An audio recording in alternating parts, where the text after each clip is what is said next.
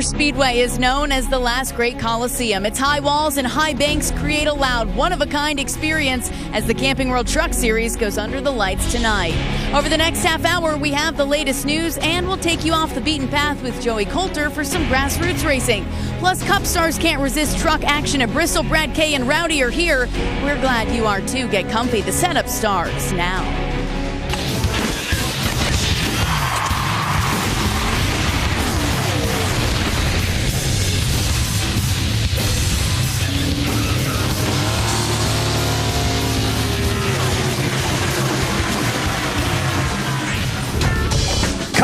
Gets loose. Here comes James Busher. What a move he made up in turn 4. He went 3 wide and grabbed the lead late in the going. His first win of 2013. Your defending champion, James Busher, wins at Michigan. Just 4 days ago, defending champ James Busher beat Kyle Busch at Michigan. So it's been a tight turnaround for teams who had to move from the super speedway to the world's fastest short track. Welcome to the setup from Bristol Motor Speedway. I'm Danielle Trotta. Thanks for joining us. It's been a warm, sunny, and humid day here in Bristol, Tennessee. And as the forecast predicted, some showers moved through at 5:45 p.m. Eastern time. But luckily, the forecast looks clear. Mother Nature wants to go racing, which is great news for us. We want to start tonight by updating you on some big news in the Camping World Truck Series that came out this week. Silly season is underway. Richard Childress racing driver Ty Dillon will not return to the trucks next season as he moves up to the Nationwide Series, replacing his brother Austin in the number 3. Ty may be gone. Jeb Burton says he is coming back next year. The rookie second in points with 4 poles and a win. Jeb will also compete in some nationwide races next season with Turner Scott Motorsports. And the big storyline tonight in Bristol. Matt Crafton, your points leader, has a dominant 51-point advantage as the only driver to score top 10 finishes in all 12 races this season, including a win at Kansas. Well, the trucks are known for pitting youth versus experience, and tonight we take that to an extreme. The youngest driver in tonight's race, just 16 years old. The oldest, 61. For more, let's fire the engines and kick things off with Ray Dunlap. Well, thank you, Danielle. It's always cool to see young drivers getting their opportunity. In this Camping World Truck Series, that's what it's all about. A year ago, Blaney made his debut. Guess what? He's got 2 wins already in this series. But tonight, 2 young men will get their first start in the Camping World Truck Series. 16-year-old Brandon Jones will start tonight driving for Turner Scott Motorsports. And also we'll see Ben Kennedy in the number 96 today. There's young Brandon Jones. He is really excited about getting his first run around here. But when you look at Ben Kennedy, check this out. How young man this guy was. Back in 1998, he was at the banquet for the Winston Cup Series, and he finally got a big win. He got that victory at Bowman Gray Stadium. That was pretty cool, and he's got great heritage here in NASCAR for sure. Ben, what a great night this is to get your debut in the Camping World Truck Series. Tell me about your emotions getting your first start in the trucks. It's awesome, and to be able to do it here at Bristol, obviously a huge thanks to Mod Space Corp and Fresh from Florida for coming on board for this race, and I'm really excited for it. We came here and tested and did practice today. We had a couple issues, but I think we'll be pretty decent in the race. We qualified about mid-pack, and I'm just here to get as much experience as I can and go out and finish the race. I like the old hairdo a little bit better. We saw Brandon Jones there. He has one K&N race here, and Ben Kennedy's already been on this track a couple of times. Both of them making their debut tonight here in the Camping World Trucks. Now let's check in with my broadcast buddy. Here's Hermie Sadler. Well, thank you, Ray. On the other end of that spectrum, I'm not going to say old, I'm going to say experienced. That is Ken Schrader, last time out on the pole at Eldora, but a lot of youth in this series. Does it make any difference to you, or do you have to prepare or drive any different against a lot of drivers you're unfamiliar with? Well, you just know that that youth movement, they're going to run hard. They will run hard. Even them guys in, like in Mikey Waltrip's age group, those guys up there, they still run pretty hard too. But what a neat series, because there's so many guys trying to build a career, and a lot of us still just trying to have some fun out here. Talk about practice a little bit. A brand new truck. Donnie Richardson, your crew chief, said working through some new car bugs. Did have some contact on the racetrack, the result of a flat tire you had in practice. But how far along is this truck in practice, and do you have something you can be competitive with? Can I get back with you there, Hermie? Right now, I told him in qualifying, I think we hit the chip and myself. We run same speed, whether it's got 40-lap tires on it or new tires on it. So I think it feels good. I think if we can miss some of the carnage that could possibly develop out there, that the little Federated Auto Parts truck will be pretty good at the end. That's Kenny Schrader, and He has so far run over 60 races this year, hopes to hit about 80 to 85 before the season's over, so a lot of racing left in Ken Schrader. Let's go upstairs to the booth and Rick Allen. Thanks, Hermie. Well, we've seen the youth. We've seen the experience that we've talked about already.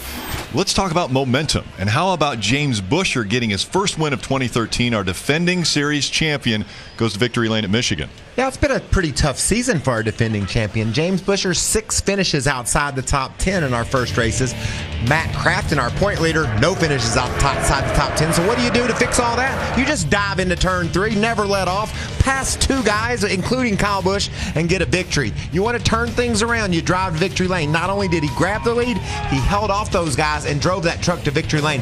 That could be the momentum that this team and our defending champion, James Busher, is looking to take advantage of the rest of the season. So James Busher obviously has momentum, but he's going to have to deal with 2 Cup Series stars that are in the field tonight, Phil. Yeah, let's talk about Kyle Busch. He's won 13 times here at this racetrack, including 3 times here in the Truck Series. Look, Truck looked a little raw in practice a little bit there. He had some issues. Had to hit raw, but he ended up qualifying up in the top 10. Here you see him early on, gets into the outside wall with a right rear corner a little bit. Very minimal damage to that Toyota. And then another issue there, a little bit loose at exit of the corner. So he had his issues certainly during practice, but if anybody knows what it takes to get around this racetrack, it's Kyle Busch. Again, 13 wins here. You see second practice struggling a little bit as well, but he ended up qualifying up in the top 10, and you know that he knows what feel he needs to have a truck to win with. He's won here 3 times in the truck, but he finished second last week. These guys know that they can beat him, so that gives them a little bit of momentum to say, okay, we know James Busher beat him last week, maybe we can beat him here. So Kyle Busch, obviously one that you've got to watch, as well as Brad Keselowski. Never won in the Truck Series before, Danielle. Thanks, Rick. Yeah, we'd like to keep things raw on the setup, but Matt Crafton hoping he can stick a fork in the rest of the field. Take a look at your top 10 in points. We mentioned Matt Crafton's dominating 51-point lead, guys, but remember, a bad race or two, 2nd through 6th in the points, they could be right back into this championship battle. And if any racetrack can throw you off course, it's the Bull Ring, otherwise known as Bristol. Still to come tonight on the setup. Well, you saw Joey Coulter go through boot camp this week. Well, now some grassroots racing coming up. I've always loved short track racing. It's what I did growing up in Florida. I just never got to do any of it on dirt. So when the opportunity to drive these super late models came around, it just it was kind of a no-brainer.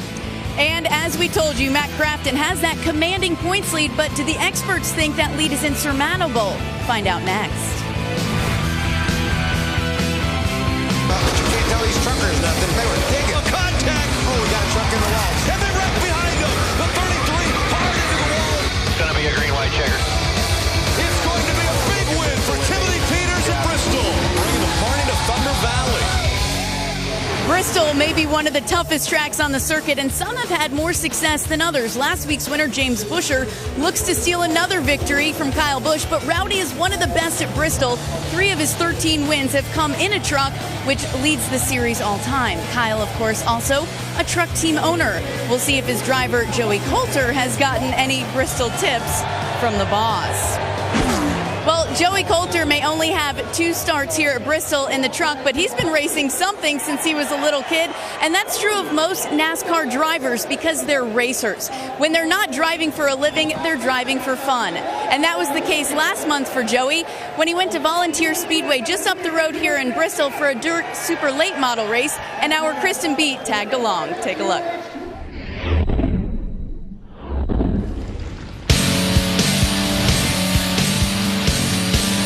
Kristen Beat here in Bulls Gap, Tennessee, following Joey Coulter as he explores the grassroots of racing at Volunteer Speedway. All right, Joey, you've done all types of racing in your career. What brings you back to the grassroots level of racing? I've always loved short track racing. It's what I did growing up in Florida. I just never got to do any of it on dirt. So when the opportunity to drive these super late models came around, it just it was kind of a no-brainer. How do you approach dirt racing differently than you approach the Truck Series racing? Totally different. Not even the same mindset. You know, this style of racing, you get your practice is 3 laps. You get a green-white checkered. You line right up for qualifying, and then right into heat races and right into the features. So once the show gets started, it's really fast-paced. And I mean, on top of that, you also drove yourself down here, have your heats, have your features. How does that kind of schedule take a toll on you as a driver? It tires you out, you know, but the people that do come to the racetrack with you know, you really everybody leans on each other. It's a big team effort, and it's a lot of fun. That 4-hour drive back and forth to the house is a good time. You know, everybody takes turns driving, and usually there's a lot of bench racing. Kind of reminds me of that scene in Days of Thunder when they're all in the trailer afterwards. It's real similar. We noticed specifically about this racetrack, there's 32 degrees of banking out here. That's crazy. That's Talladega status. How do you keep control on the track with that kind of banking? My philosophy is have a really good idea where you want to go before you start going there. This is a really fast-paced racetrack. The sensation you get here is similar to what you get at Dover. You just can't breathe as long down the straightaways. They're shorter here, but it's a lot of fun. You really got to let the car kind of go where it wants to go, let the banking hold you in the corner, and then hope your crew chief's got the right set of tires.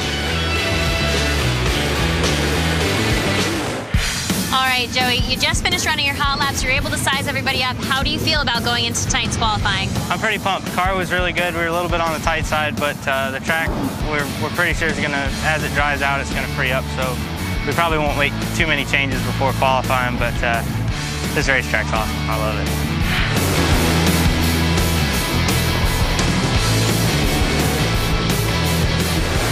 All right, so Joey, not the night you might have had in mind. What are you taking home from this experience? I mean, we learned a lot. Even with the tire going down, I got to race a bunch of guys and work on passing people, which I still need to work on a little bit more. I think if the tire wouldn't have gone down, I think we'd have had a top 5 finish. The car was really good, so we'll beat the door back out, head down to Alabama, and run Thursday night. Well, definitely a learning experience. I sure learned a lot. This might be one of my new favorite dirt tracks. Race fans, I want to know what your favorite dirt track is. Tweet us at NASCAR on Fox using the hashtag GrassrootsBeat. Thanks, Christian. Joey having a rough night there. Hopefully his luck is different tonight at Bristol. Your 2011 Rookie of the Year has 1 series win and 59 career starts with 33 top 10s. Joey will start 35th tonight. Let's send it to Hermie Sadler, who's standing by with Joey's teammate, Darrell Wallace Jr. Yeah, Darrell Wallace Jr. here at Bristol. Having a joke with some of your competitors here, but let's talk about your truck. Fast in practice, but qualified 14th. What happened, and what's your plan to get to the front? To be honest, I don't know what happened. We were expecting a really good run. I was kind of banking off Dover, concrete track. I was really feeling good at going into it. We don't know. Kyle and I both had the same adjustments going in.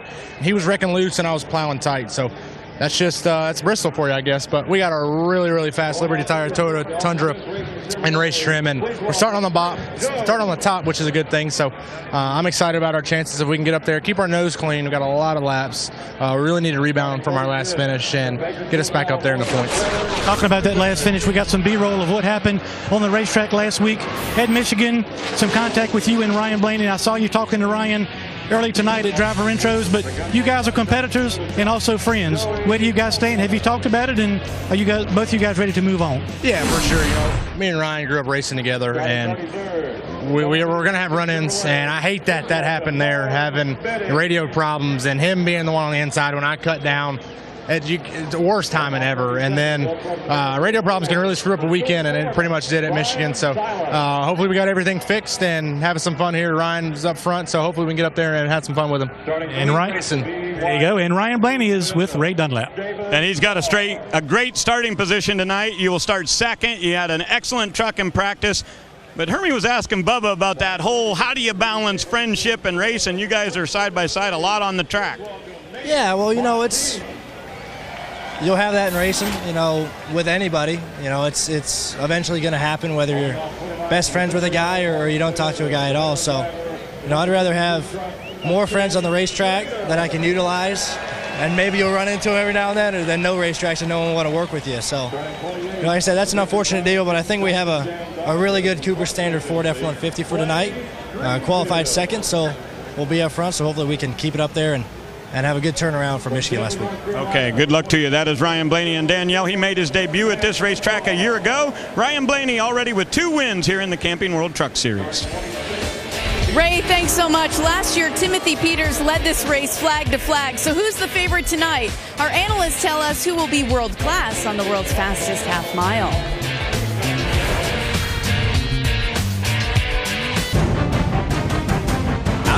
it's Timothy Peters. He has a 2.9-second lead. Timothy Peters has just been clicking them off. Timothy grabbed another gear, and he's consistently the fastest truck on the racetrack. He got this place figured out. Timothy Peters has led every lap. Get your Bristol win, baby. You cannot talk enough about how dominant the 17 truck was tonight. Led all 204 laps. How about career win number 5 for Timothy Peters? He's on top of the world right now.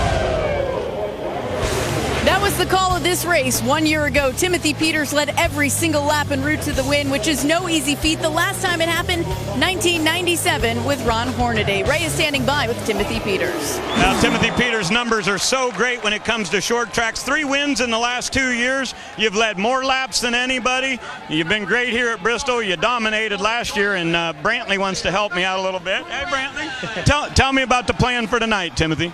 We got our work cut out for us, but our Parts Plus Tundra is really good. It was good off the hauler. If we can complete all 200 laps and lead the last lap, I think we'll be okay. All right, he's got to go to driver intros. Bob Dillner is joining the broadcast now. He was calling the modifieds moments ago, but right now he's with our pole sitter. And the first Camping World Truck Series pole and only his 5th start for Chase Elliott, just 17 years old. I want to ask you, what's the game plan here today, and are there any butterflies to lead this field to the green? Yeah, I mean, there's definitely, I'm excited, I think, more than anything. So game plan, just try to stay out front, keep our good track position that we have, and hopefully go to victory lane, try to stay out of trouble tonight. Danielle, Chase Elliott in his 4 prior starts, all top 6 finishes. Bob, thanks. For more on the keys to winning tonight's race, let's send it upstairs to the booth and ask the analysts. Thanks, Danielle. One of the big questions, I think, coming into Bristol is, how do you catch Matt Crafton? 51-point lead through 12 races. Crafton's always been Mr. Consistency. He got to win early in the season, but he's stretched his consistency out to a 50-some point lead. How do you do that? You got to put the pressure on. You got to win. You got to go down into turn 3 at Michigan like James Busher did and go for it. You start heating up Crafton, he can't be Mr. Consistency anymore. He's liable to make a mistake. That's how you catch Matt Crafton. And Matt Crafton really has to continue the consistency that he's already had through these 12 races. Yeah, and he has, and he's finished over in the top 10 over 50% of his career starts, so we know he's not going to falter on his own. If he has some help, that's one thing. But they have to do what James Bush did last week. He gained 12 points on Matt Crafton by getting those bonus points, getting that win. You have to keep putting the pressure on, just like Michael said. Keep running, keep piling up the top 2s and 3s, and if that happens, you're going to gain points if he's going to finish 8th, 9th, or 10th. All right, Phil, what do you expect out of tonight's 200 laps? I tell you, I really like some of the young guys out here. But certainly, Michael and I talked about it a little bit ago. We both think it could potentially be a first-time winner. If it's not going to be a first-time winner, I think the guy that I saw with a gleam in his eye was that Timothy Peters we just heard from a minute ago. I talked to him right after practice. He won this race by leading every lap last year. I said, you know what it takes, Timothy, to win this race. Do you have the truck? He said, it's pretty darn good. He quit practice with about 30 minutes remaining, so that's how confident that team is. But what about our front row, the youth up there? You got Chase Elliott, his first pole, and I love Armand Quiroga. He's been solid week in and week out, a lot of speed in that truck. So I think we'll see a couple things, maybe a first-time winner, but then secondly, I think Matt Crafton will leave here looking over that shoulder a little bit more. They're going to gang up on him, catch some points up tonight. I look for Matt to be steady, but not great, and somebody to really capitalize on that. Short track racing, always intense, especially when you come to Bristol. Danielle? Yeah, Rick, you're absolutely right. And it's almost time to go racing. More setup is coming up as well. But first, let's send it to Los Angeles and check in with Julie Stewart-Banks.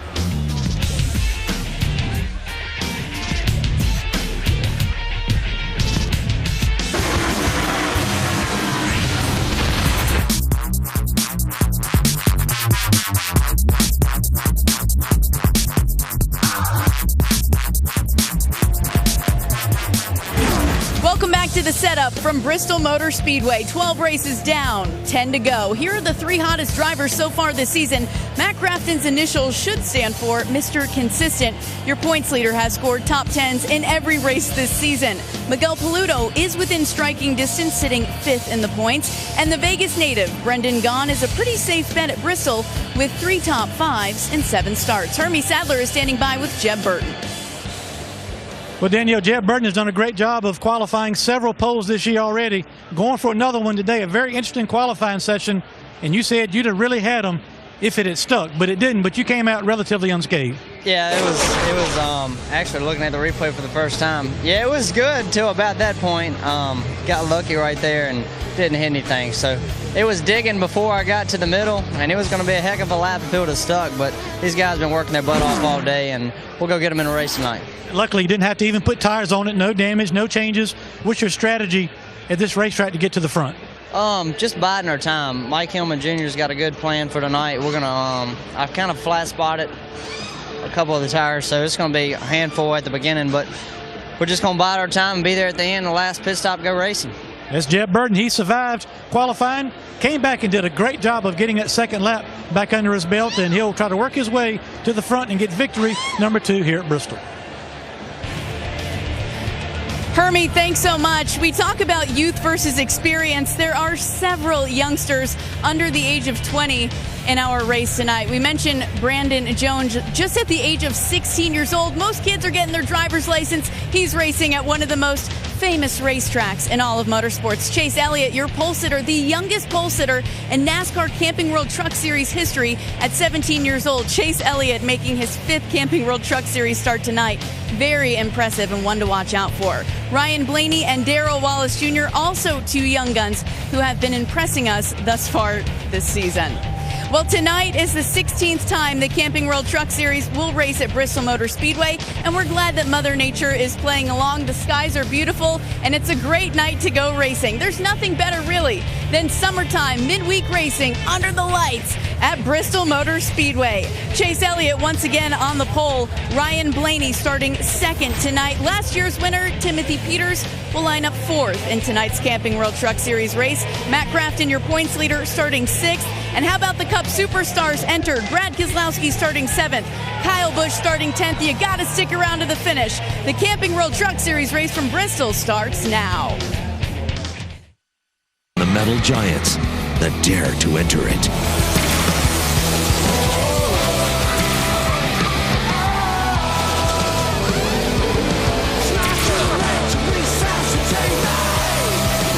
And now with the season at its halfway point, the trucks will show their fury to do whatever it takes to gain ground on the championship battle.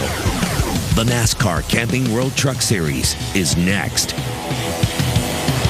In the NFL, it's places like Lambeau Field that's tough to win. In the Major League Baseball, Fenway and Wrigley, hard to win. When you come into NASCAR, very difficult, a tough place to win is Bristol, and that's the next stop for the Camping World Truck Series. Herman Quiroga is going to start 5th tonight. Will he be the next first-time winner? He's going to have to get by Timothy Peters, driving the 17. He dominated a year ago. Every lap he led of the 200 laps here at Bristol. He'll start 14th. Ryan Blaney, he's been on a roller coaster of emotions. Won at Pocono and then wrecked at Michigan. He wants to right the ship and get back to victory lane. But he'll have to outduel Chase Elliott. He's the youngest pole winner ever in the Camping World Truck Series. Let's get festivities underway. We go trackside for our pre-race ceremonies. Ladies and gentlemen, at this time, we ask that you please rise and remove your hats as the Dobbins-Bennett High School Air Force Junior ROTC presents our nation's colors. Please remain standing as Bristol Motor Speedway team member Teresa Stiltner offers tonight's invocation. Let's pray. Dear Heavenly Father, we come to you tonight to ask you blessings upon this race. Thank you for our servicemen and women who so unselfishly serve us, for our blessings. Thank you, Father, for all that you do and all that you are. Be with every driver, be with every member of their crew, be with each and every race fan here tonight, Father. Keep us safe. All this in Jesus' holy name we pray. Amen. And ladies and gentlemen, please place your right hand over your heart. Here to perform our national anthem, please welcome AGR television recording artist, Mary Sarah. Oh, say, can you see by the dawn's early light what so proudly we hailed at the twilight's last gleaming, whose broad stripes and bright stars through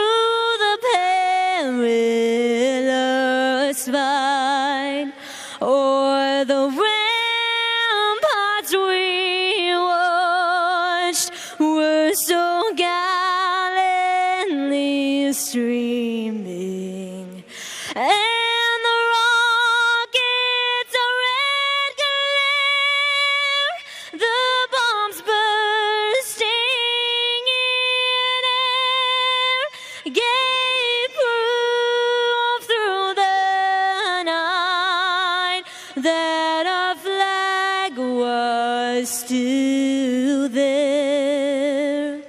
Oh, say does that star-spangled banner yet wave o'er the land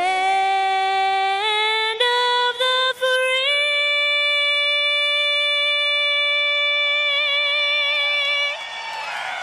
and the home of the brave.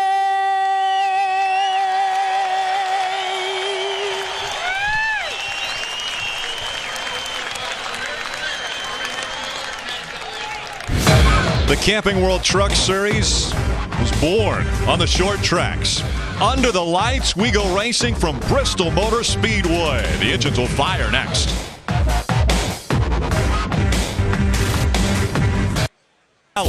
We get ready for the 13th race of the 2013 season. It happens right here in Bristol, Tennessee, and Bristol Motor Speedway.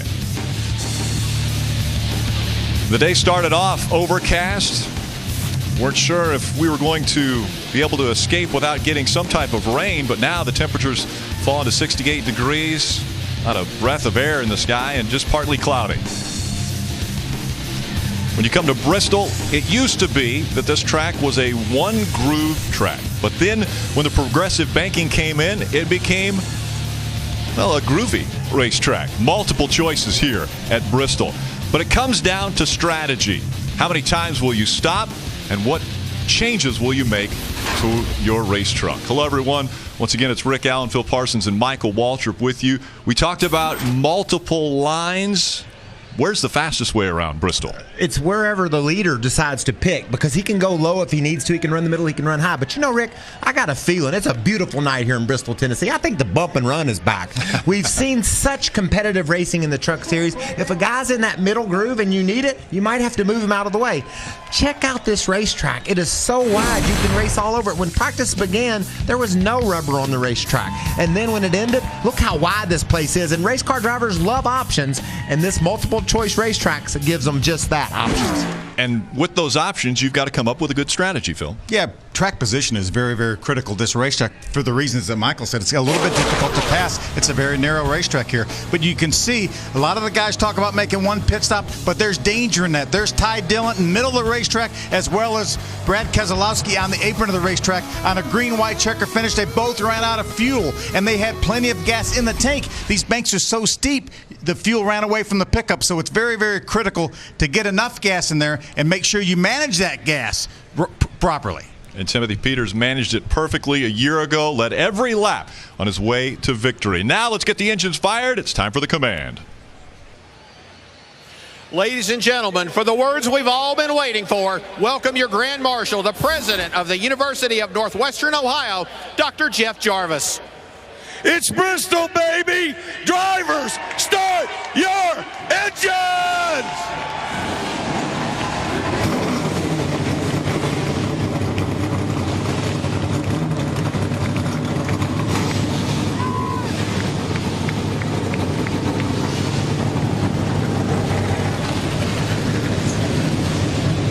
He summed it up perfectly. It's Bristol, baby. Who will be able to celebrate when the checkered flag flies tonight? Will it be a first-time winner, or could we get a veteran back into victory lane? Stay with us.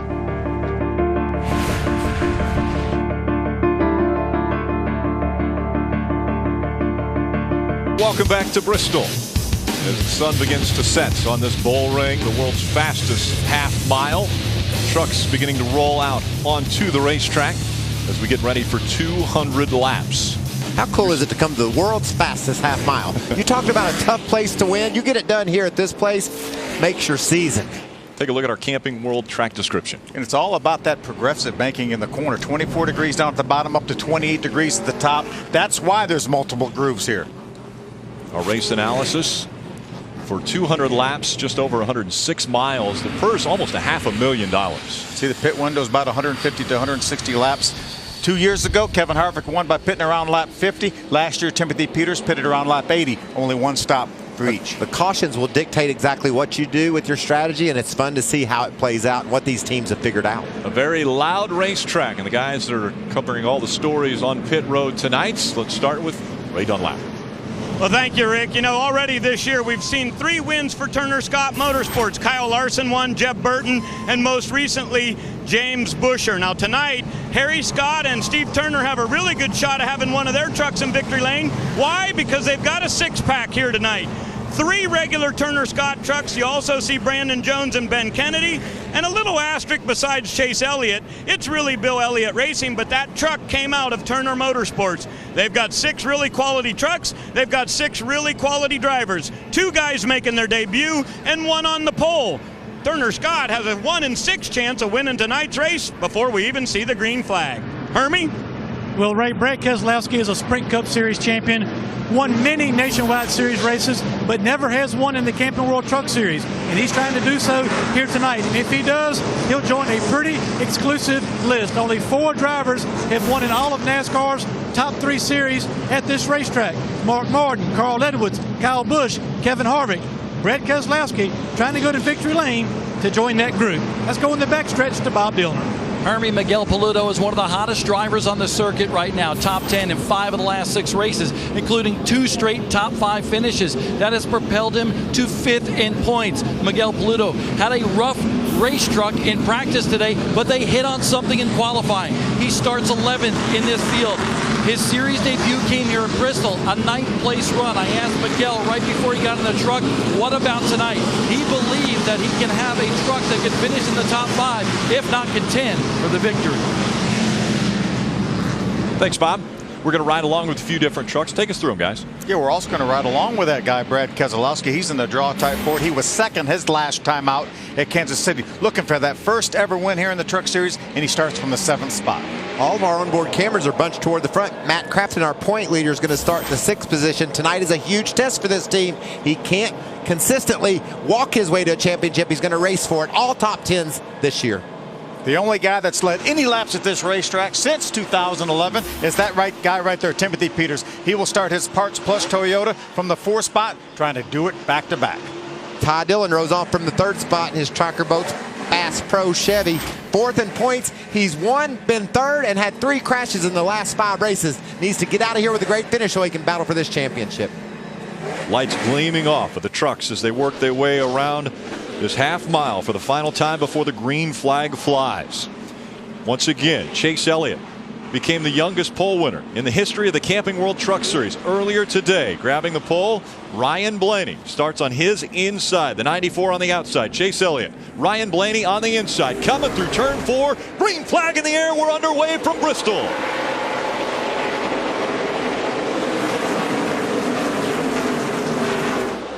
Great start for Chase Elliott. Yeah, he wasn't shy about driving that thing down into turn 1, slid way up the track, but made it stick, and now he's dropping to the bottom. I told you there was multiple choices. Grab the lead up next to the wall, and then duck it to the bottom and drive off. Well, finally, somebody's led a lap since 2011, other than that 17 truck of Timothy Peters, and he's 2nd. Now, can Chase Elliott stay out front for this entire race? I think there's quite a few trucks that are going to challenge him for the lead. Wow, look at that competition for that 5th position. Ty Dillon down on the bottom of James Busher. Those guys got a caution. Caution's out. And coming through turn 4, the 45 has issues. That is Nate Monteith. Monteith turned around, so bringing out the caution. A little bit of damage on the left rear of Monteith's truck. We saw him get a little damage in practice on the right rear because he was hanging it out. It's like somebody might have caught that left rear tire, Phil, turned him around sideways. Yeah, let's take a look at the start here. Let's see how, if the 29 of Ryan Blaney spins his tires. You see him spin his tire. You can actually see the black marks from those tires. Great jump by Chase Elliott. Chase Elliott, after winning the pole, he's the one who has the opportunity to start the race. And he picked that high groove, and I think that's something you'll see all night long. Guys using that, because you can just pinch a guy down if you have to. But the flip side of that is, if you're the guy on the bottom and you don't like to get pinched down, you can push up. So under our first caution from Bristol Motor Speedway, we'll be back for the restart in just a moment.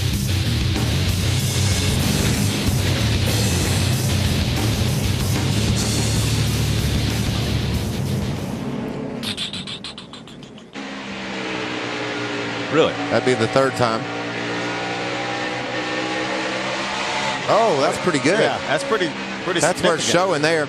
Still clear. The UNOH 200 underway, but early on there was some bumping and banging, but with the wall and Kyle Busch. We talked about during practice that his truck wasn't really that good. It didn't seem like, and lo and behold, for the third time today, he gets in the wall. You know, sometimes you're just not convinced that wall is exactly where it is, and you have to bounce off of it a few times to confirm. And I think Kyle's pretty sure it's there now. Chase Elliott gets the green. Timothy Peters has moved up to second. He's at 17 on the inside. If he can hang right there down on the bottom, which he doesn't, he moves up behind Chase Elliott. But you watch that 17. He was so good here a year ago. Quit practice a little bit early like you talked, Phil. If he can make a move down on the bottom of the track this early in the going, that's going to be a real statement of just how strong that 17 truck is. Just like Kyle Busch is trying to do here with Buescher. Down on the bottom making ground. We talk about Matt Crafton and what he has to do and his consistency. He's up in the third spot. How about if you just run up and finish in the top 5? That'll work for you, won't it? That'll take care of a lot of problems. But I really believe in my mind, Phil, that team's going to have to race hard all year long. They can't just tiptoe there. The truck races are short. You're not going to have much attrition. You got to get it done on the track. You can't count on others to have problems. Timothy Peters looked to the inside of Chase Elliott. Once again, Timothy Peters able to run down at the bottom of the track where Chase Elliott running toward the middle and high sides. And here comes Timothy Peters again, challenging for the lead. See a little bit of a gap back to that third place truck of Crafton. That means he's not quite able to keep the pace of those front two. Those guys behind him may get a little bit impatient. And you can see Peters there just doing a splendid job of trying to figure out the way around. He diamonded the corner the last time. That time he just drove right through the center of the lower part. So he's working Chase over. You see up the hill there. Then he's going to cut it down to the bottom. Chase Elliott keeps that outside line. His Aaron's 94. Timothy Peters holding the bottom of the racetrack. Whoa, little contact maybe. You guys are still running some fast lap times. They're still running below 16 seconds. 13 laps complete on lap 14. Timothy Peters running second. Chase Elliott out in the lead. Elliott in the 94. Timothy Peters in the 17. Chase Elliott's been so impressive. Hasn't finished worse than 6th in any truck he started in his career. That's pretty amazing. We saw Kyle Busch get around Buescher on the high side. Now here's Buescher in the 31 truck. James trying to go on the inside of Kyle Busch in that 51. Ramon Quiroga in the 77 just behind those two. We're watching along from that 19 onboard right there of Brad Keselowski. Bob Dillner. Kyle Busch started 10th. He told me before the race started his truck in qualifying just wicked loose. Well, right now over the radio he said his truck is stupid tight. He's having a tough time coming off the corners and getting this truck pointed in the right way. By the way, he's gone from 10th to 6th. Yeah. If he gets it just a little bit smarter and less tight, watch for him to drive to the front. And oh, by the way, he was the fastest truck on the racetrack that last lap. I think if he stays off the wall, the truck gets faster. A little bit of a break there for Chase Elliott. Timothy Peters heated him up early. Fell back off of Chase now as Chase drives really low on the racetrack, trying to drive away from the field. Impressive rookie is Chase Elliott. Puts Chase Elliott, Timothy Peters, Matt Crafton, Ryan Blaney, and Ty Dillon. They're your top 5. Kyle Busch, James Buescher, Ramon Quiroga, Brad Keselowski, and Max Gresham, your top 10.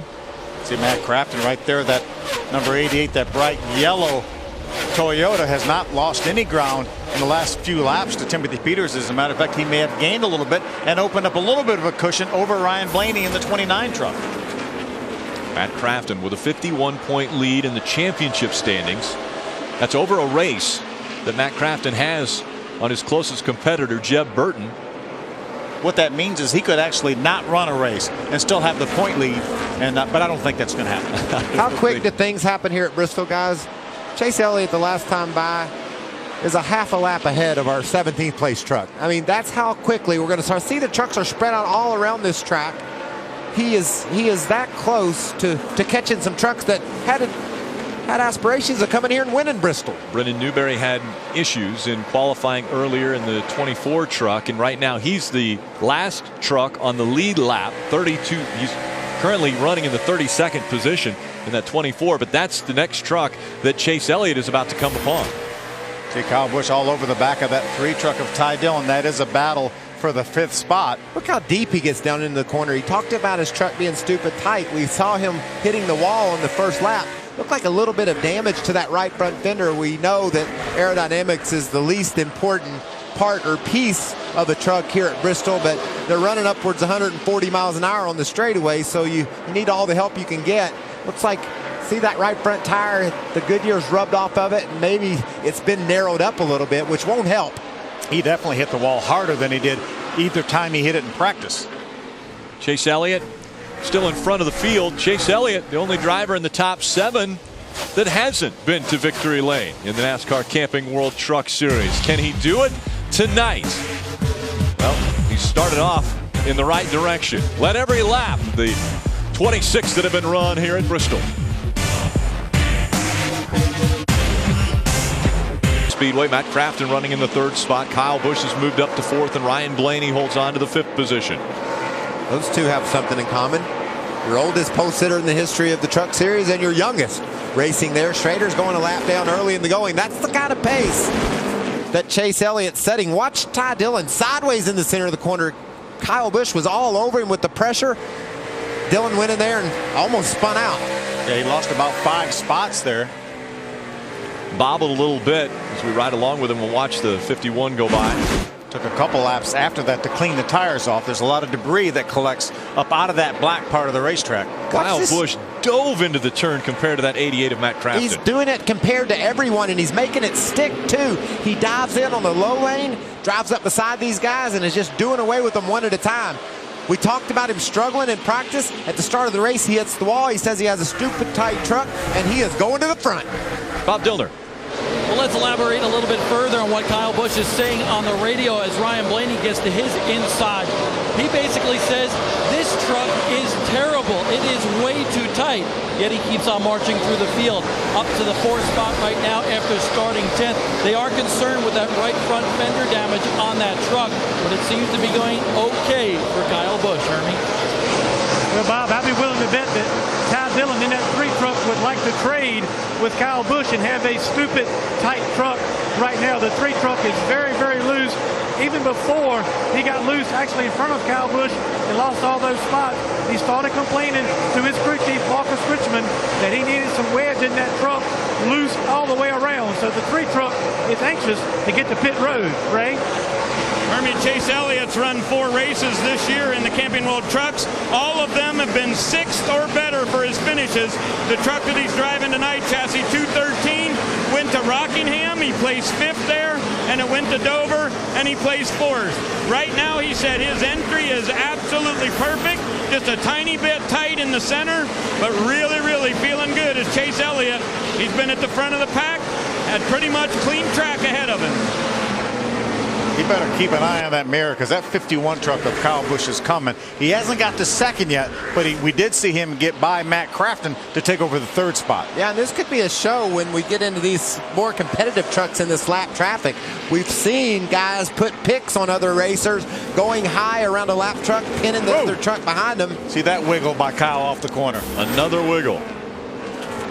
Kyle seems to have his hands full tonight, as well as all day. You know, an aggravated Kyle Busch is a fast Kyle Busch. He seems like he's a little agitated right now. That's a fast truck. Julie Stewart-Binks and Fox Sports 1 update right now.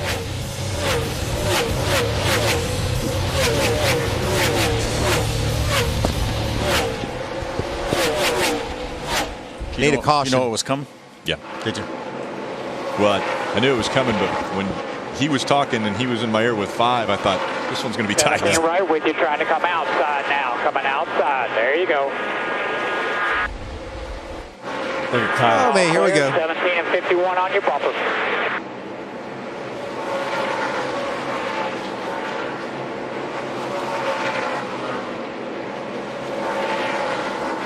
Still there, still there. Still there, clear, clear. Back outside. Clear. 17:51, both coming with you. There you go, bud. There you go. Go back into your rhythm. No, he's not. During the commercial. He's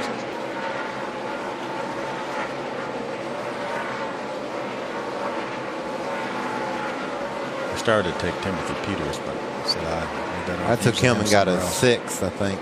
I took him earlier in the year. I took Chase. You got Chase? Yeah.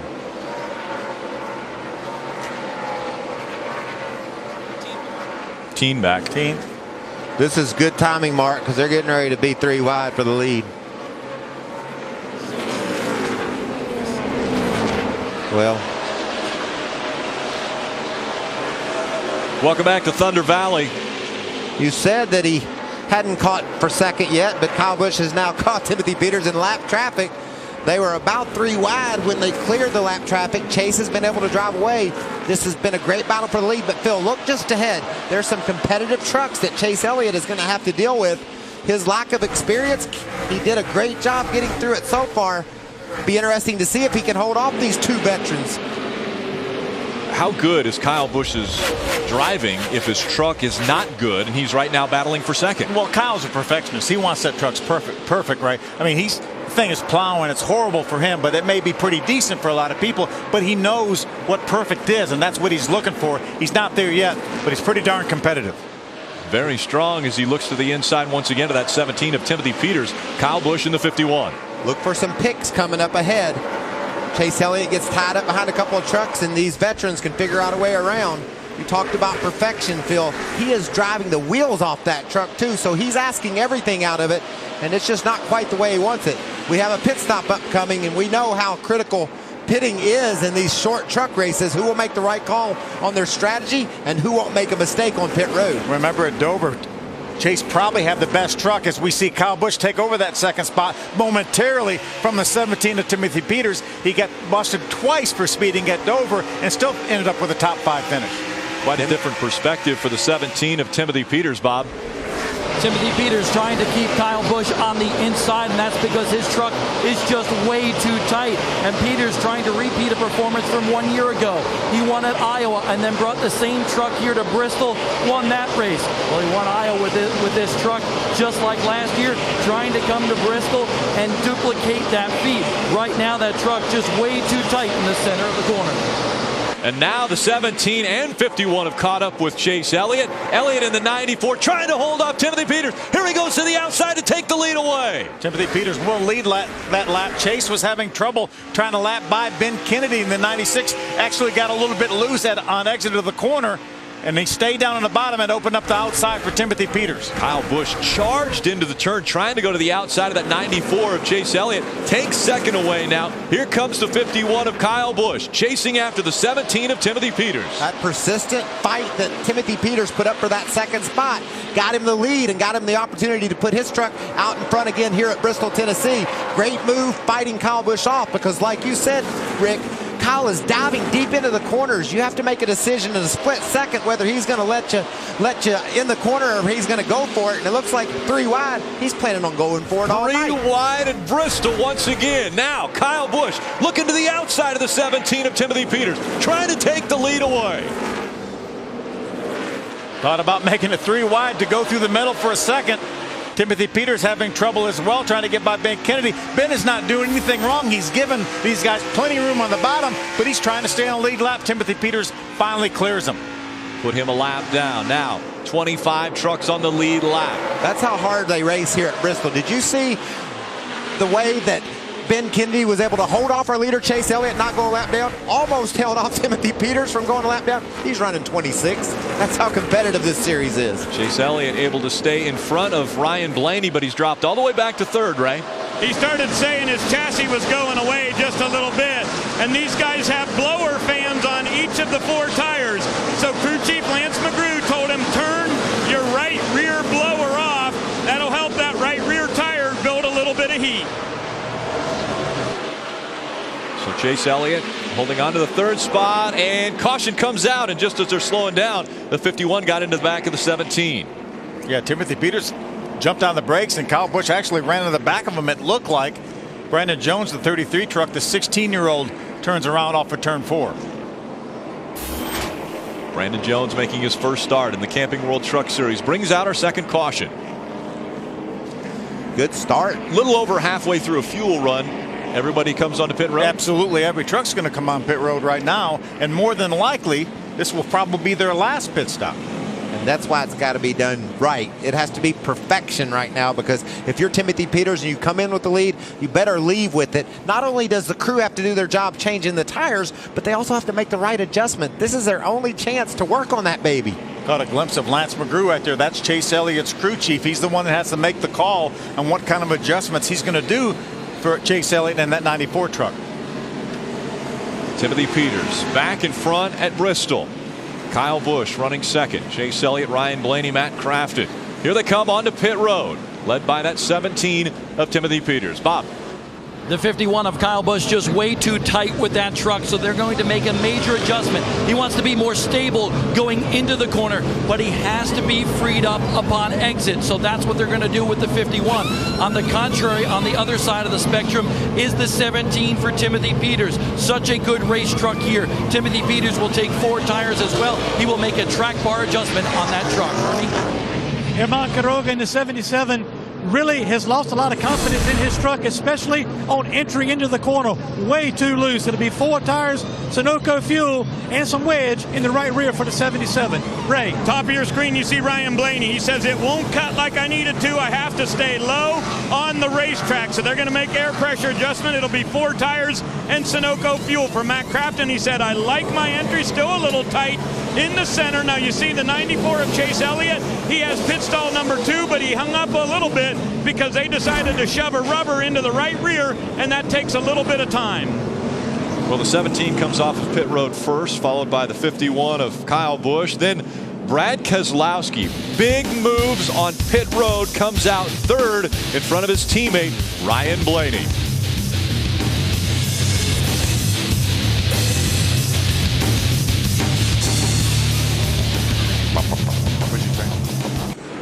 Great battle between Timothy Peters and the 51 of Kyle Busch came off of pit road. Timothy Peters had won that race off of pit road. Kyle Busch was second off pit road, but NASCAR said you were speeding. Huge twist in the plot. You can see a decent pit stop by his team. Front tire changer gets the tire change, runs around to the left side, gets his lug nuts off. Jackman had to wait for the tire carrier for just an instant, but nonetheless, still a pretty good pit stop here. You see him, you see Brad Keselowski will come in our picture right-hand side of the screen. Kyle was able to beat him out, Bob. Kyle Busch has been very quiet on the radio. He didn't say anything about the penalty, but what he did say is get more tires ready because we might have to pit again in order to try to win this race. He said also get the baseball bats ready because it could be pretty rowdy coming through the field. Now we're talking. I told you the bump and run was back, and we could see it. This truck's been aggressive all night long. Now he's got to come through the whole field. Timothy Peters, Brad Keselowski making up row number 1 as they come through turn 4. Green flag back in the air. Brad tried to get a bit of an anticipation on Peters. Couldn't get that start worked out. Had to get back on the brake to keep him beating Timothy Peters to the line. But it looks like maybe in a 3 hard, he's going to be able to get ahead of Crafton and settle into the second spot. So that's just a strong move by Keselowski to start on the inside and still wind up running in behind the leader.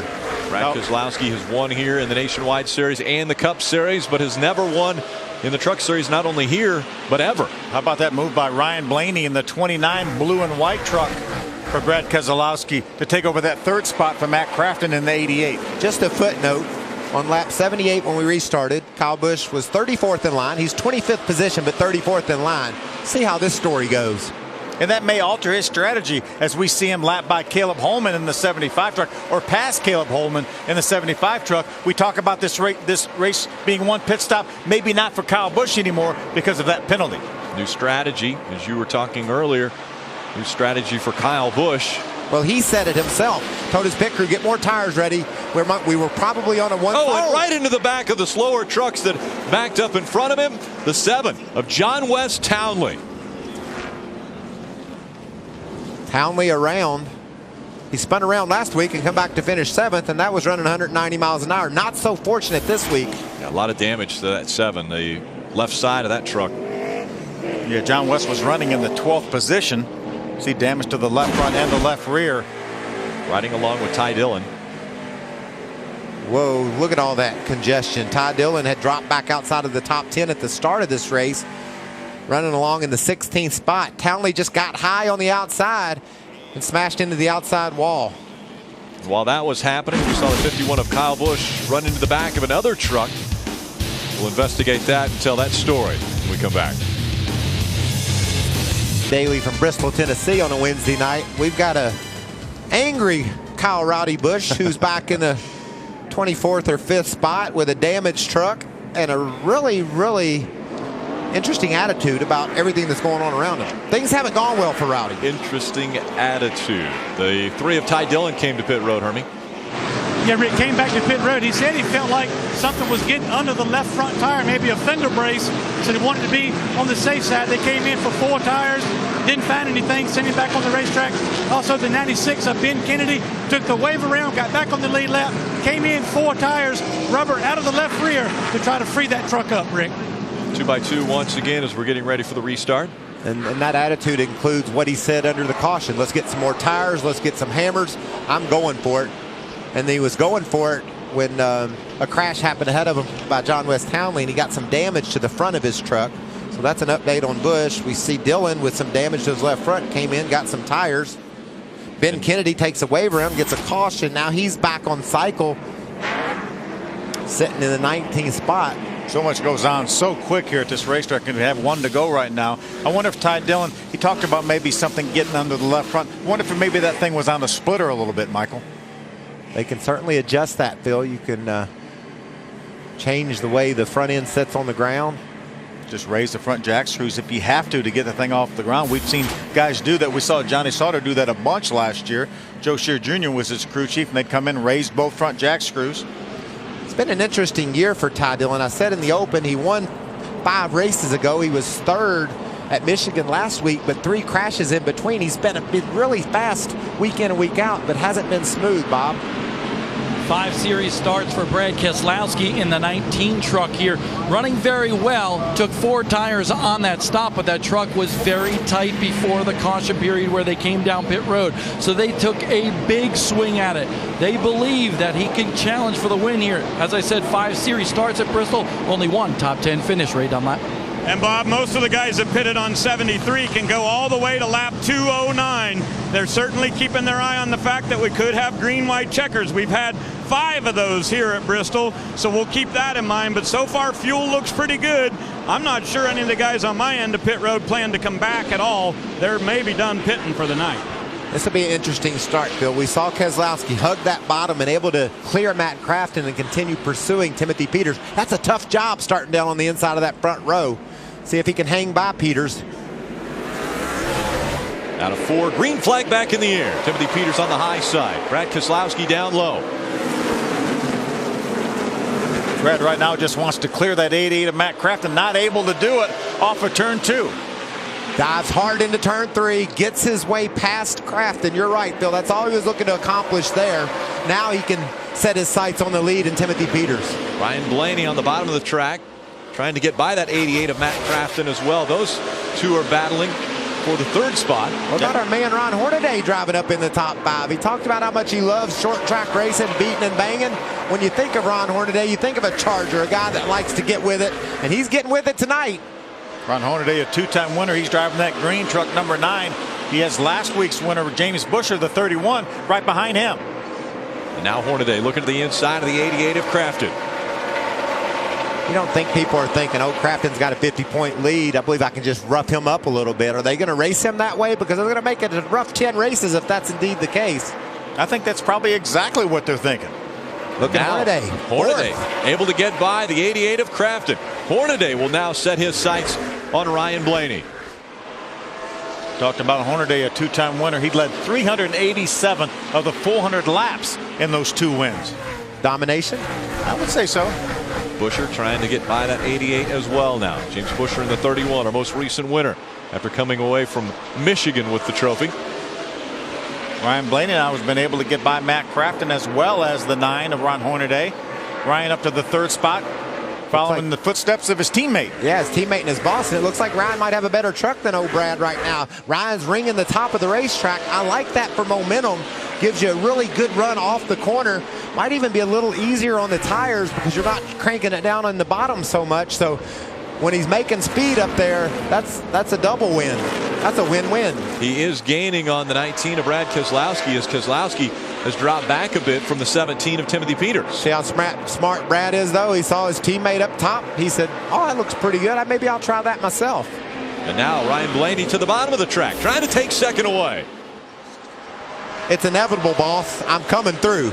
I'm faster than you. Heck, I think I'm faster than the leader, so how about cutting me a break? Team trucks probably shouldn't waste a lot of time racing each other with still a half of the race to go. Well, race car drivers turn into race car drivers and not owners when they get behind the wheel. Brad's trying to hang on to that second spot, thinking that he could take his truck up there and contend with Timothy Peters. Oh, Darrell Wallace Jr. on pit road. Yeah. Unscheduled stop. Must be some trouble on the right side. You can see the wheels off over there. Tough break for Bubba. Shown so much speed all year long. Blaney working the high side once again. Bubba was running down low. I'm sorry, Rick. Bubba was running up in the 9th spot, running up in the top 10. There's somebody inside the cockpit of that truck with him, working on. It looks like the shifter, steering wheel. Maybe the shifter or something like that. It's like it's more under the dash. Yeah. Still, maybe some electronic problems. And this battle for second continues. Keselowski has it. Blaney trying to take it away. And those two trucks are now closing the gap on the 17 that's out front. Well, that's a good sign for Ryan Blaney because his team owner is holding him up. He's got a faster truck than Keselowski, so if they are indeed gaining on the leader a little bit, then I look for that Ryan Blaney truck to be hard to beat. Wouldn't that be something? Wins 2 weeks ago, crashes on the first lap last week, and now driving around Brad for second and racing up toward Timothy Peters to grab the lead here at Bristol. Yeah, Brad had such a good run. Brad realized that and said there's no sense in me holding him up anymore. But Bob, what went on with that 54 truck? They were all up inside that truck. Something electrical is what Rick Wren for Kyle Busch Motorsports told me, but he comes into this race 9th in points. This will be a big hit for him in this race and the point standings, right? Hey, remember, the 19 of Brad Keselowski took 2 tires. Ryan Blaney went with 4. He said his throttle was real touchy in the first part of the race. They raised the track bar 2 rounds. When you raise the track bar, that'll free the truck up a little bit. Ryan Blaney said his truck is so much better now. Early on, it was real touchy throttle. He said he's really, really happy right now with his Cooper Standard Ford. Well, we wondered about Kyle Busch. He started back outside the top 25. He's raced his way up to the 12th spot. So he's made a lot of progress. But, you know, Phil, as he marches up through the top 10, if he's able to do so, those spots get harder and harder to come by. They do. And again, if we get a caution flag anytime between now and the next 30 or 40 laps, Kyle Busch may elect to forego his track position, come to pit road, because we'll have less trucks on the lead lap by the time that comes around if we run any length of time at all now. And plus he knows what adjustments he made to his truck and how they helped or hurt it. So he gets another stab at it with some adjustments and some fresh tires versus the field. That'll be fun to watch. While Ryan Blaney and Brad Keselowski were battling behind Timothy Peters, he was able to put a half a second between himself and second place Ryan Blaney. Timothy Peters in front at Bristol once again.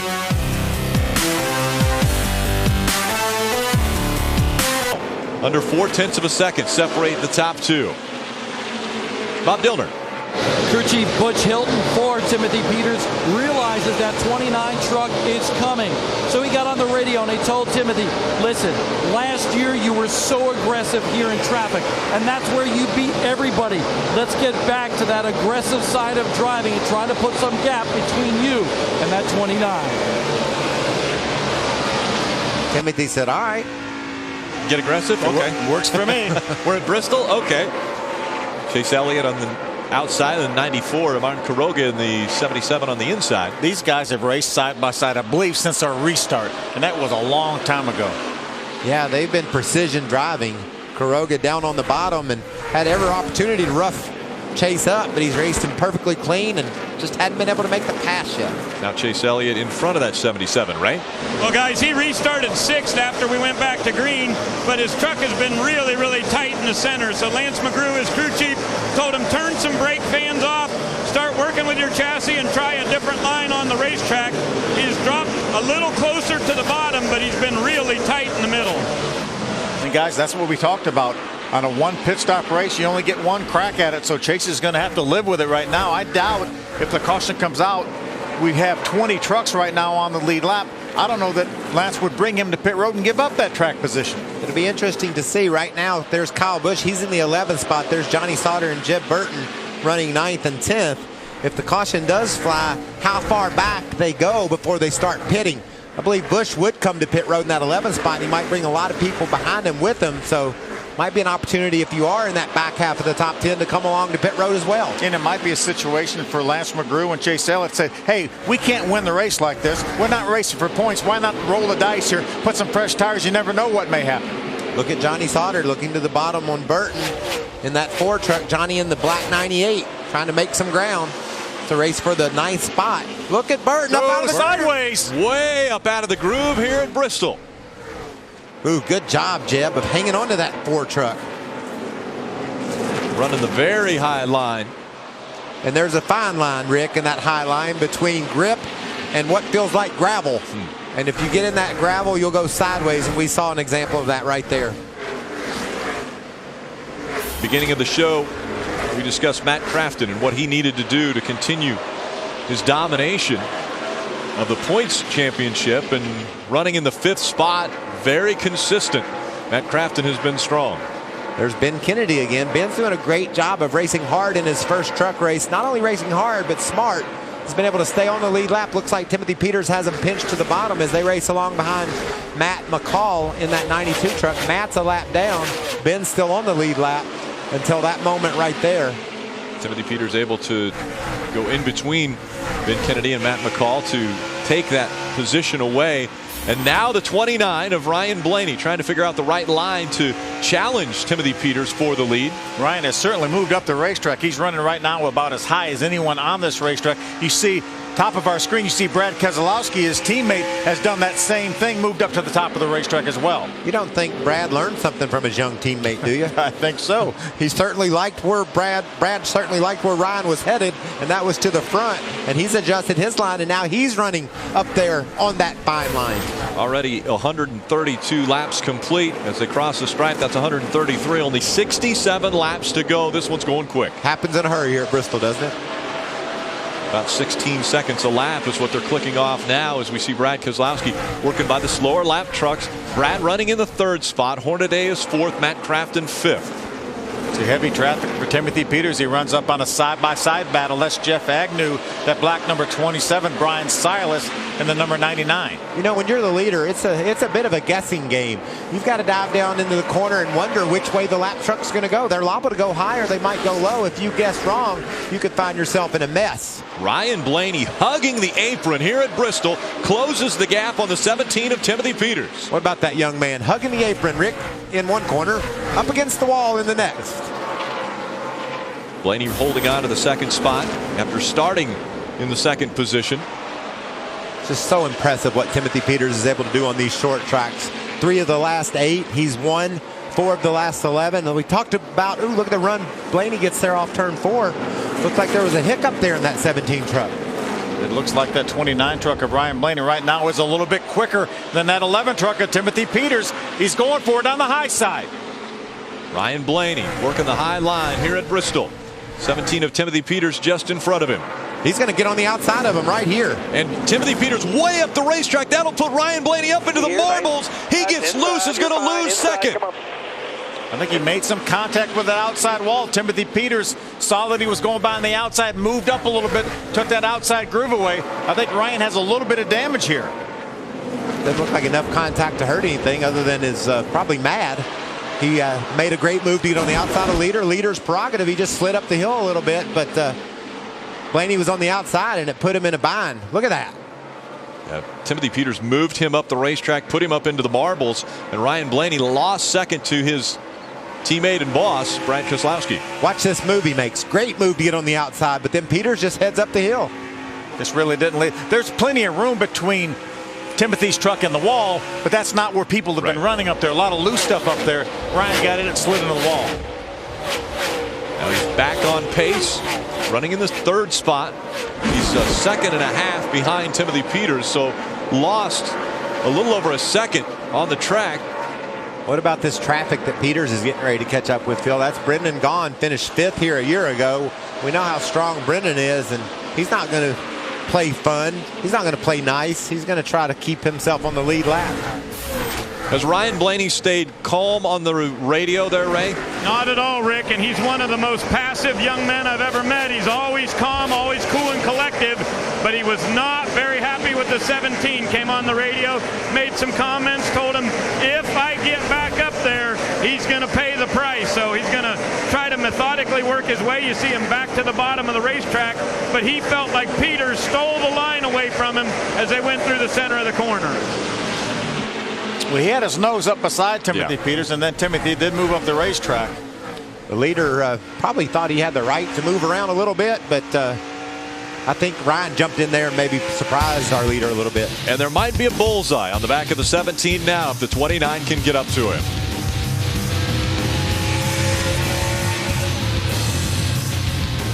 Brad Keselowski, Ryan Blaney, Matt Crafton, and James Busher, your top 5. But look at this mess our leader's in. A pack of lap traffic. Good trucks he's trying to work his way through. Just put Miguel Pluto a lap down. You can see Dakota Armstrong. They're going to go 3 wide with John West Townley on the outside. And the leader's watching every bit of this. Some anxious moments for Timothy Peters. He's able to get by the majority of the traffic. He's got by Miguel Pluto, got by Justin Lofton in the 6 truck.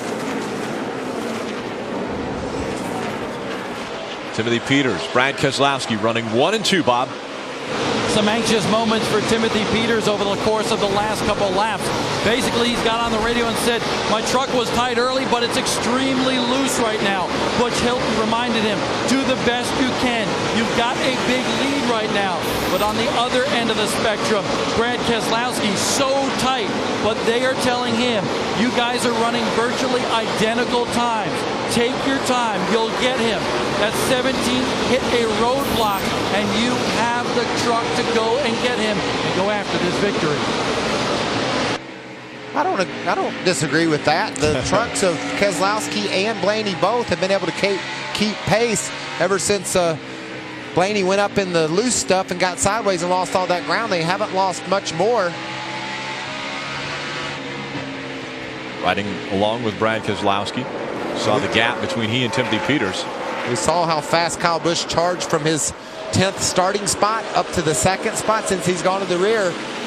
Just now cracked the top 10 and hasn't made a lot of progress, Phil. You see Johnny Sauter right there on the inside of Chase Elliott. Johnny had to go to the back of the pack for the start of the race for unapproved adjustments, and Joey Coulter had to go to the back because he crashed during his qualifying lap. So those guys have made a nice recovery, but they, as you mentioned, they've stalled out around the 10th spot. Johnny Sauter still trying to get by that 94 of Chase Elliott. Sauter on the inside, Elliott on the outside. And here comes Coulter trying to make a move on his boss in a crashed truck. And Kyle Busch wobbles once again. And I'm telling you, these guys are not that much ahead of Timothy Peters, our leader. They're within a couple seconds of Timothy Peters. Timothy Peters has put a bunch of trucks a lap down. Now we have 13 trucks on the lead lap. We get a caution out of this smoker right here, Rick, and that changes the whole world, because we've got, with the limited number of trucks on the lead lap, I guarantee a bunch of fast trucks will come to pit road. Only 13 trucks on the lead lap. Jeb Burton running in that 13th spot. And still smoke rolling out from behind the 39 of Ryan Sieg. Battle continues right there with Johnny Sauter in the 98, Chase Elliott in the 94. That's a battle for the 8th position. Oh, Kyle Busch sideways up the hill, and his teammate, team truck, Joey Coulter, goes underneath Kyle, takes that 10th spot away. Now Kyle Busch back to the bottom of the track, trying to take the position back. They're posting the black flag for the 39 of Ryan Sieg. He will have to come to pit road. We stay green. Timothy Peters still with a 2.3 second lead over second place Brad Keselowski. And that's him right behind that pack there. The next truck for him to put a lap down is that 4 truck of Jeb Burton, second in points. He's in danger right now of going a lap down. There's Ty Dillon, the 3 right in front of Jeb. Continuing to click off laps, Timothy Peters. After leading 204 laps here, no one else led a lap in 2012. He has gotten back to his dominating ways. That's amazing to have that type of performance. He murdered them a year ago, led every lap, and got right back to his winning ways tonight. Johnny Sauter doing his best, and finally is able to clear that Aaron's number 94 of Chase Elliott. While these trucks are all racing side by side, Race leader Timothy Peters closing the gap. For second, Brad Keselowski in the 19 in front of his teammate Ryan Blaney in the 29. Blaney back up to speed. Last time by, Blaney had driven to the inside of Keselowski, caught a lap truck and couldn't complete the pass. Justin Lofton holding him up a little bit there, but we see the speed that Blaney has. He's able to run his truck owner and teammate Brad Keselowski back down. They're running out of time here unless something happens to Timothy Peters in traffic or we get a caution flag. They're about 3 seconds behind Timothy Peters, but remember that pack of trucks that Timothy Peters is going to come up to lap. You know they're not going to just roll over and get out of the way. They want to stay on the lead lap. There's only 7 minutes left in this race, guys. 28 laps to go. 7 minutes is all that's left. Wow, Rick, that turns up the pressure. I hope the spotters aren't telling their drivers that, or things will pick up. You can see. You got 7 left, guys. 7 left. Ty Dillon on the inside of Kyle Busch. Kyle's falling outside the top 10. And here comes our leader to lap the truck that looked like was threatening for the race lead early in the going. You think that Timothy Peters would be content to ride there for about 6.5 minutes, Rick, and see if those other guys can catch up, or is he going to try to tackle the trucks of Ty Dillon and Kyle Busch? I think it's going to be very challenging. It's very difficult to try to pass these guys that are running pretty decent lap times. They started so far back, that's why he's been able to catch them. Let's see him make a move on the inside on the 3 of Ty Dillon. Working by that 3. His 3-second lead is down to 2.2 seconds in just a couple of laps of being behind those trucks. So now just in front of Brad Keselowski, the 7 of John West Townley. He was off the track. They did some work to that truck. Ryan Blaney staying on that high line, and amazingly enough, the 62 of Brendan Gaughan, the low line. Well, Brendan's just trying to stay out of the way, and it doesn't look like Brad Keselowski's interest at all in going down to the bottom. I think he thinks if he tries to go under Townley, we got a caution. Caution that one. And on the front stretch, the 27 goes around, and so Jeff Agnew bringing out our 4th caution. Now that's going to change things. It's totally going to change things. And I think from about 8th, 7th, 8th on back, they're all going to pit. We have 12 trucks right now on the lead lap. We'll have a lucky dog, and that'll give us 13. And I think, obviously we know Kyle Busch is going to come down pit road. We know Ty Dillon's going to come down pit road. But where are they going to start? Is it going to be 5th, 6th, 7th? Where are they going to start coming down pit road? Man, this is when the crew chiefs make the big bucks, because there's not a right or wrong decision on your own. Check it out. Agnew on the bottom of Matt McCall, and he just gets loose and slides down the inside wall. What I was saying, Phil, if you pit or don't pit, you're at the expense of the other teams. If a bunch of them stay out and you pit, you're in trouble. If a bunch of them pit, you stay out, you could be in trouble. Brad Keselowski, who's running second now. We're riding along with Matt Crafton. Green is still out, now yellow. But Brad Keselowski running in the second spot, he can't win in the situation that he's in. He wasn't able to catch up to Timothy Peters running when they were by each other. So should Brad Keselowski say, I'm going to gamble and I'm going to come to pit road? Well, he only took 2 tires to get his track position, so obviously that team's in a gambling mode.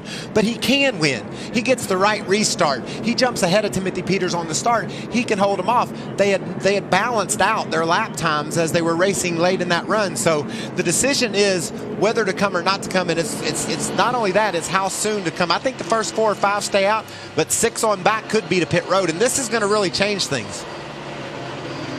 We know how fast that truck of Ryan Blaney's has been, that 29 truck.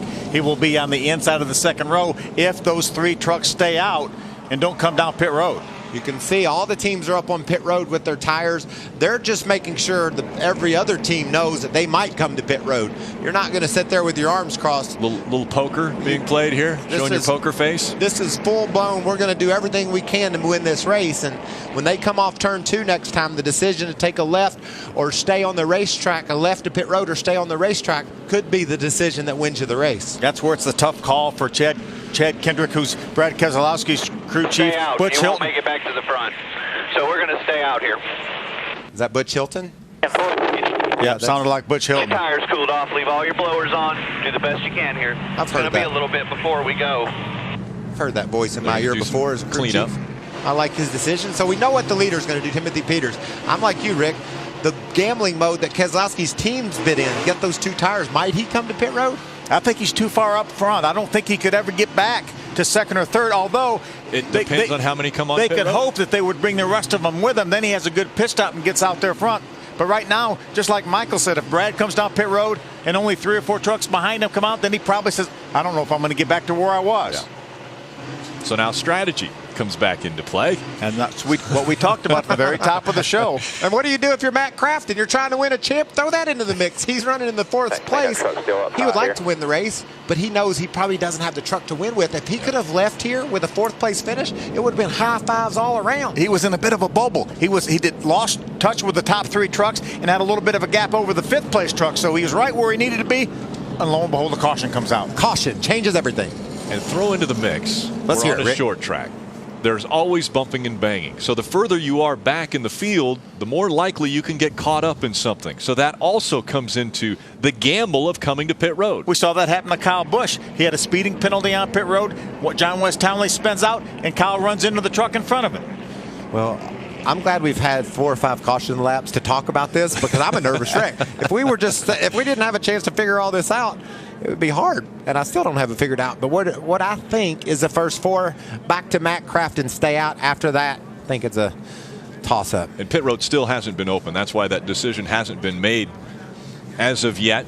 They're still trying to get the 27 of Jeff Agnew off of the track. We saw Agnew get into the ambulance, and he'll be taken to the infield care center. It's like they're having issues there with the wrecker. Had to bring out another one. And meanwhile, the laps are continuing to click off. So that's what Butch Hilton wants to see. Let's run as many caution laps as we can here. Give us that few laps to try to keep these guys behind them. Which lane do you take if you're Timothy Peters? Outside. Without a doubt, outside. Outside. Absolutely. And we're hearing next time by, pit road will be open, and look what's happening. Here comes the 2 with fresher tires. Everybody pitted behind him. He is the only truck that stayed out. Dakota Armstrong stayed out, but he's a lap down. Is there any other lead lap trucks back there? Did Matt Crafton stay out as well? I think Matt Crafton stayed out. And Armand Quiroga stayed out.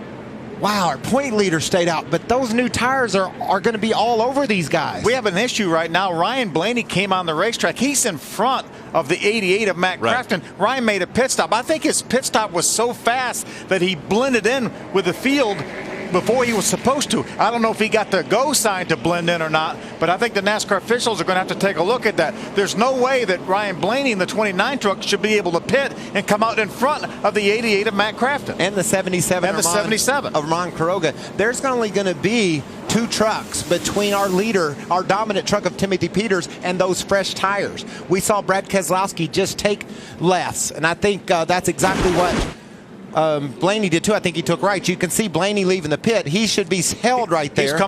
That's right. Yeah, he should have been held right there. Should have been held on pit he road. actually beat Timothy Peters out after making his pit stop. So we just need to drop. Blaney needs to go back 2 spots. Yeah, behind the 77 Armand Quiroga, and his order will be right. And we're set up for a heck of a finish. And he got right side tires. Ryan Blaney looks to be the first off of pit road of those that came onto pit road. He is. He got right side tires, and I think his teammate of Brad Keselowski got his left side tires finally. Let's see how nervous Butch Hilton is, Bob. Well, I would say he's just a little bit nervous. Let's talk about the decision to not come down pit road. How nervous are you about that decision? Well, it's really the only call, because if we come, they'll all stay out. So at least we got track position. We'll see what happens here. I think we'll be all right. Does he have a good enough truck to keep those fresh tires at bay in the final 20 laps, 14 laps of this race? I don't think so, but we'll do the best we can. I really didn't have a call there. You know, when you're leading like that, you kind of got to make the call we made. So we'll live with it and move on. We ran good tonight. Hopefully the parts. No, it's right got now. enough to get It's through. right now. What's Quiroga's out of gas? Realistic. Quiroga's out of gas. We're adding a lap, but the 77 of Armand Quiroga has come to the apron.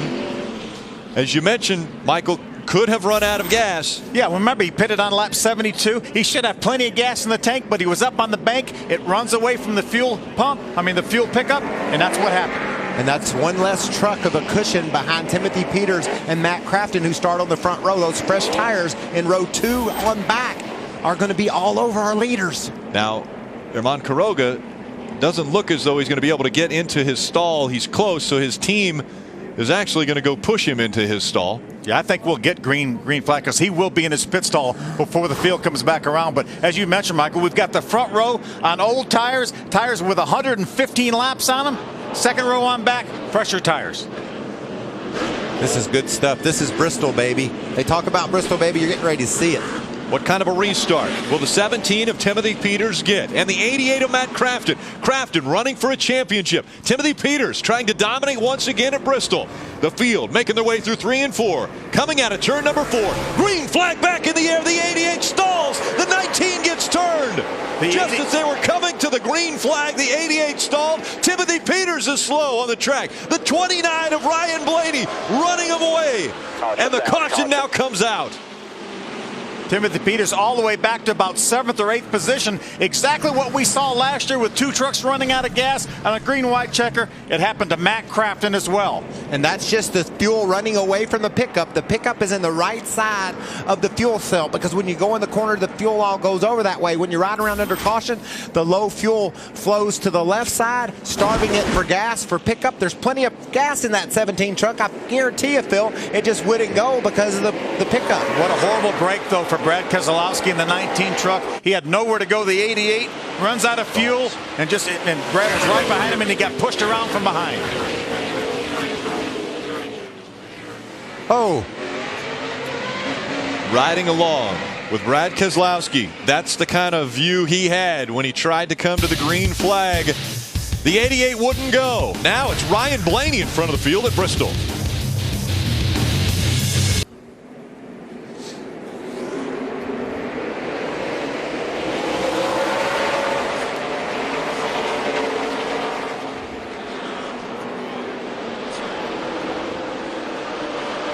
Side by side for the lead. Ryan Blaney on the outside. Kyle Busch on the inside. Busch has the advantage as they come back by the stripe. This time 6 laps to go. Blaney has the momentum from the high side. We've seen him make that high side work, but Kyle Busch is fighting hard on the inside. Door to door once again. Kyle Busch on the inside. Blaney way up the racetrack. Here comes the 17 of Timothy Peters. Peters takes second away. Was Kyle Busch not running about 10th, about 20 laps ago? He was getting ready to get lapped, Phil.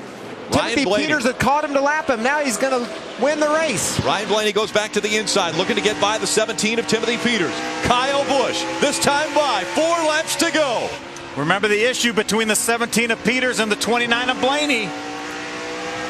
Look at Peters dialing his truck in to go break a run on Kyle Busch. And Johnny Sauter in the 98 has come up to the 4th spot. He challenges Ryan Blaney. 3 wide off of 4. Under 3 laps to go. Kyle Busch trying to hold off Timothy Peters. Timothy Peters has dominated this race. Fell back on the restart, lacked for a little bit of fuel, but now he's driving up on the bumper of Kyle Busch. We saw Joey Coulter falling back. 2 to go from Bristol. Less than a mile remaining. Kyle Busch in front of Timothy Peters. Ryan Blaney runs 3rd. Johnny Sauter is 4th. Look at that run on the inside for Timothy Peters. Here comes Timothy Peters. 1 lap to go. Side by side going into turn 1. White flag is in the air. Timothy Peters moving to the inside. Kyle Busch on the outside. The final 2 turns. Coming out of turn number 4. Timothy Peters. Kyle Busch. Kyle Busch will win. Peters will slide. And hard into the inside wall.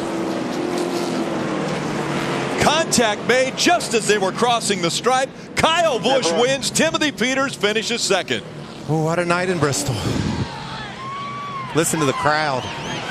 And nothing Kyle Busch did to cause that. Timothy Peters was just racing hard. Kyle had the momentum from the high side. It pulled him by. You see Matt Crafton down there with a little contact with the 18 of Joey Coulter. Crafton, we believe by our scoring monitor, keeps his top 10 streak alive. He finishes 10th tonight.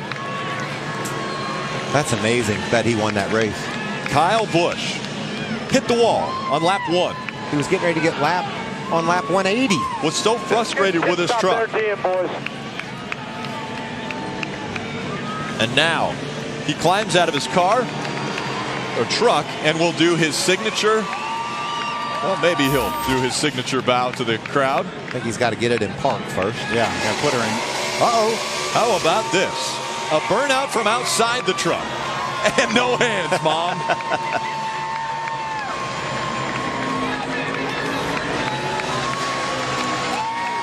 Well, there's something you don't see every day. And then he just gets out of it. And it stays there. And Matt Crafton not happy.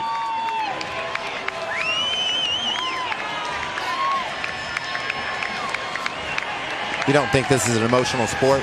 From one extreme to the other, that young man going from being laughed about with 20 to go to standing there with the checkered flag. A couple of guys on the back straightaway think someone stole something from them, took a position from them. They wanted to talk about it. They wanted to fight about it. Remember Kyle Busch winning from the back of the pack a couple years ago? This time he had to go to the back of the pack because of a speeding penalty on pit road, and he gets to victory lane again. Ryan Blaney comes home third. Let's hear from him. Well, Ryan Blaney third, but I can tell you disappointed with the third place finish. Go back to the contact with Timothy Peters earlier in the race. What happened from your perspective? I was really running the outside, and it had a lot of grip up there. And I know he saw me coming, and he entered in the middle of the racetrack, getting into one, and drove me all the way to the fence. So, I don't like that too much, and definitely remember that. But we had a great Cooper Standard Ford F-150.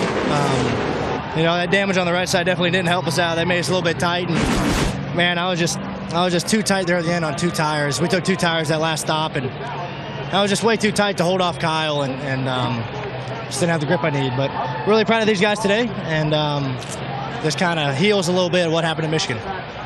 Ryan Blaney, he comes home third. Rick? Yeah, he's talking about Michigan. The first lap of the race, he was wrecked, and so not able to take advantage of such a good truck that he had. What a battle to the checkered flag. He wasn't going to give up, was he? Fought it to the very end. No give up in the 51 or the 17.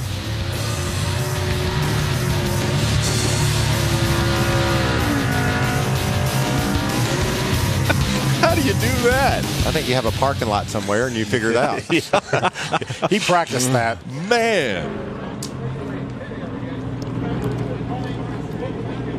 That's what he was so mad about. He had his new burnout move, and he wasn't going to be able to use it. That was amazing. What a finish. There's a reason why it's called that. There was a lot of lightning and thunder taking place on that last lap. Kyle Busch grabs his 33rd win. He's in victory lane with Bob Dillner. For the 14th time, Kyle Busch in his NASCAR career pulls into victory lane here. This is the 4th victory in the NASCAR Camping World Truck Series for Rowdy. And he is excited and exhausted.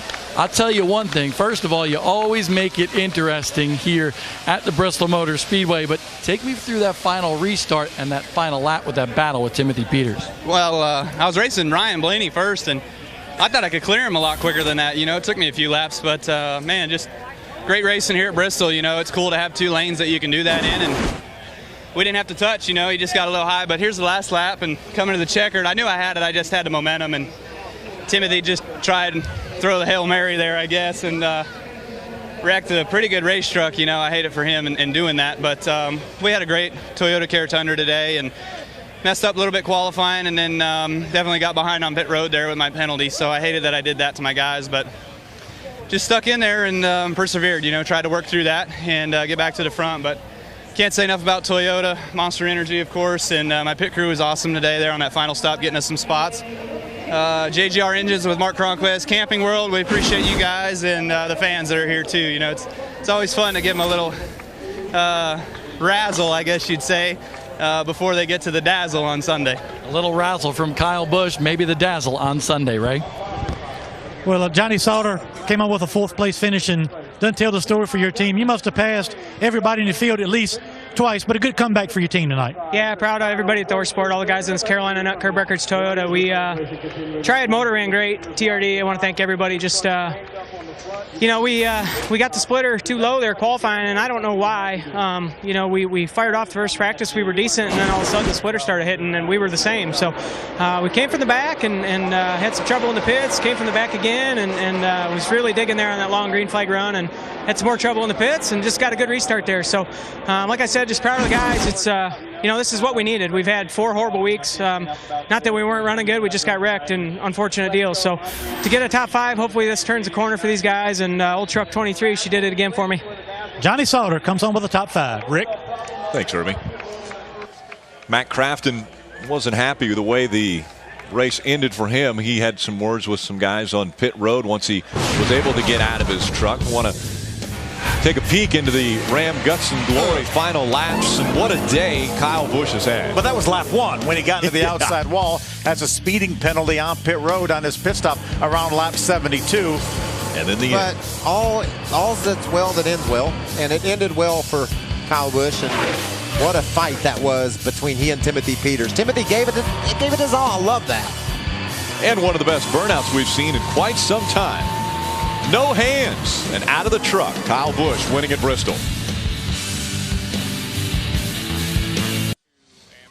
It's the new weekday talk show where sports and entertainment meets. Its Crowd Goes Wild with Regis Philbin and a cast of former athletes and journalists, where you can always expect the unexpected. Catch Crowd Goes Wild weekdays at 5 Eastern here on Fox Sports 1. Celebration's going to continue in Victory Lane for quite some time. Did you just explain our race with that promo? That's right. Crowd Goes Wild. Everything that's unexpected. These two are mad at each other. The 18 of Joey Coulter gets a shove up the hill by Matt Crafton. I don't think Joey took too kindly to that. Dude, Matt gets really, really loose. Hangs on to it, but after they stopped on pit road, Matt decided to maybe talk a little bit with Joey Coulter, or try to. Let's hear from Matt. He's with Ray. Unbelievable, another top 10. It comes here at Bristol, and with about 16 to go, you guys said you were coming to pit road. We thought everybody would. You faked us out. You stayed on the racetrack, and then you sort of run out of fuel. Was it the wrong call not to pit? What would you say? We ran out of gas. It was wrong. We were 10 laps to good. I mean, like I said, it just caught us off guard. We had no idea that this thing wouldn't. It just shut off. Like, it ran out of fuel. Fuel pressure went to 0. And luckily, we got it going before we went a lap down. Like I said, it was such a good day. I mean, it was such a good day till right there at the end. I mean, we had a really good truck. Ran in the top 5 all night long. And we put ourselves in contention till we ran out of fuel. And we saw that video, you going over to talk to Coulter. What was that all about? We were talking about we're going to go lunch tomorrow, and then we're going to go shopping at Menards afterwards and go buy some flooring and some Ideal doors from Menards. All good. Good sponsor plug. Matt Crafton gets another top 10. Bob? Well, Matt Crafton used the term, we're going out to lunch maybe tomorrow to discuss some things, and they wanted to make some lunch plans. But obviously you guys getting into each other on the racetrack a little bit. Joey Coulter, what happened? I mean, I'm sure we're going to talk it out. I know I'm big on that. Me and Matt have raced really good. I heard him at the flag stand, and he got into me getting into one. I got up in the crap, and then I just... Top of the hour, it's Fox Football Daily. You don't want to miss that. And then at 10:30, it will be Fox Sports Live. We've still got drivers we want to hear from. We're going to stick around here for a little while longer. Let's start off with Hermie Sadler. Well, Chase Elliott kind enough to hang around for a little while to talk to us here on Fox Sports 1. Qualified on the pole, led some laps, ended up 5th. Somewhere in the middle, you guys lost a little track position. What happened? Yeah, we did. Unfortunately, just kind of lost the handle on it a little bit. We got super, super tight about halfway through that first run and started catching those lap trucks, and just had a really hard time getting past them. And Timothy and Kyle caught up to us there and came in, and we put a spring rubber in the right rear, so that took us a little bit more time. So we lost a little track position, got back in dirty air, and was just trying to catch up the rest of the night. But lesson learned for sure. You know, I'm here to learn, but I'd really like to win. I'm excited about our finish. I'm proud of everybody. Appreciate Aaron's and everything they do for me and the opportunity they've given me to get me this far. But I'm ready to get a win in this deal, and I think we can do it. We just got hit on all 4, and hopefully we can do that next weekend. One thing we learned about Chase Elliott, he always finds a way, seemingly, to come on with a top 5 or top 10 finish. Ray? Timothy Peters led 125 laps tonight. That'll be the most. He'll get a bonus point for that. Now, Old Chassis 10 won at Iowa, and you were about a foot short from doing it again tonight. Is there anything that you would have done differently? No, wouldn't have done nothing different. Butch did all he could do. All the Red Horse Racing guys worked hard to give me a great balance on my parts plus 100 tonight. The restart before last, it stumbled with the fuel, and I didn't know we were that close. So, hey, I was going for it. I got a really good bite on throttle off of 4 coming to the checker flag and got a little loose, and when I went up and hit him, it just knocked me back to the left there. So I hate it. We got a tow-up truck. Everybody at Red Horse, thank you for all the hard work. So, Ray, it was exciting, wasn't it? It sure was. Everybody was standing in the grandstand watching Timothy Peters give a good run to Kyle Busch. Now let's check back in with Bobby D. Well, Ray, a lot of people thought Brad Keselowski might be winding up in victory lane today, but you got messed up on that restart. What did you see in front of you? Just, the way the truck series is, the way the fuel cells are in the trucks, on bank track like this, they just don't pick up the fuel. So even when you have enough fuel, if you're low on fuel, it won't pick it up and you'll run out of gas. And we've seen that the last probably 4 or 5 years, whether that's here or Dover, the 2 high bank tracks. And in the truck in front of me ran out of gas, and you're not allowed to pass before the line. And I couldn't have made the move even if I tried, to be quite honest. It happened so quick. So when he ran out of gas, I got hit from behind, and here you can see it. And just instantly turned. At least I didn't, destroy my truck. But still flat spotted all the tires and didn't really have a chance from there. And I guess that's just racing. Did you think you were sitting pretty at that point? Because I was listening to you on the radio, and you thought coming down pit road was going to be possibly the winning move. Oh, it was. It was definitely the winning move. But, in racing, you have to have speed, execution, and luck. And we had 2 of the 3, and that's not enough. Tough night for Brad Keselowski. So close to a victory here in the Truck Series. Thanks, Bob. Brad can talk about the fact that it's happened the last couple of years because it happened to him. We saw a video of it earlier on the green-white checker last year. It happened to him as well as the 3 truck of Ty Dillon. How about the last 2 races? Timothy Peters has led 329 laps here at Bristol. That's a lot. That's a lot. And there he is shaking hands with Kyle Busch, the 2. All smiles, I'm sure, discussing that last 100 yards as they came to the checkered flag. May not be reproduced, retransmitted, or used in any form without the authorized written consent of NASCAR Broadcasting. NASCAR would like to thank all of our loyal fans for your continued support, and we hope you enjoyed today's broadcast. Coming up at the top of the hour, it's Fox Football Daily. And then at 10:30, make sure to stick around for Fox Sports Live right here on Fox Sports 1. Kyle Busch gets another victory. Can he continue the momentum? That will be the question. Nationwide practice will be right here on Fox Sports 1 on Friday when he'll kick off the run for the second race, which will be the nationwide race that we run that evening. But we've got Sprint Cup practice, NASCAR Live, and Sprint Cup final practice and nationwide qualifying right here on Fox Sports 1. We know it's possible for him to do the triple. He already did it one time. He's knocked off the truck win. And he fought hard, right? I mean, we saw him into the wall early. We saw him on pit road with a penalty, and he just kept digging and digging. And that's why in NASCAR, you never know till it ain't over till it's over. And he certainly put himself in a position to take advantage of some great strategy, a great call of getting to pit road. And then people started running out of gas in front of him. It looked like it was going to be Timothy Peters to go to victory lane. We had a late caution flag. People started coming to pit road. People ran out of gas just like they did last year on the restart. And then, Johnny Sauter comes from nowhere, gets a top 4 finish. It was a heck of a day at sea, sir. It was a long day. We want to thank and congratulate our entire crew here on Fox Sports 1. They did a spectacular job as the bugs are trying to attack him up there on the top of the grandstands. The green flag came out. It was bumping and banging immediately. Short track style. As a matter of fact, Kyle Busch into the wall. Hey, why don't we just go to Canada and run a road course next week? What do you say about that? From the short track of Bristol to up in Canada at a road course. That's the next race for the Camping World Truck Series. But first, congratulations, Kyle Busch, winner at Bristol. Look, Ma, no hands.